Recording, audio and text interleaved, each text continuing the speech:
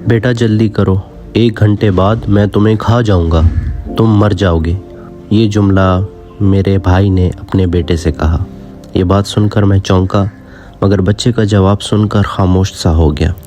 وہ مسکرایا، بڑے سکون سے بولا، مجھے پہلے کھانا کھا لینے دو اور اسکول کا ہوم ورک کمپلیٹ کر لینے دو، پھر جو کرنا ہے کر لینا۔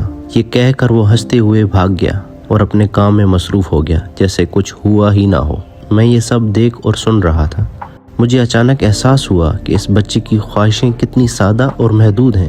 اسے معلوم تھا کہ اگر واقعی 1 گھنٹے بعد سب ختم ہو جاتا ہے تب بھی وہ اس لمحے میں جینا چاہتا ہے۔ وہ اس وقت پر توجہ دے رہا تھا جو اس کے پاس ہے، نہ کہ اس انجام پر جو شاید آنے والا ہے۔ اس کے اہداف بہت محدود تھے، کھانا، ہوم ورک اور پھر کھیل، مگر انہی چھوٹے مقاصد میں اس کی خوشی مکمل تھی۔ اور ہم پوری دنیا کی خواہش جمع کر لیتے ہیں، دولت، مقام، عزت، خواب سب حاصل کر لینے کے بعد بھی شاید مطمئن نہیں ہوتے۔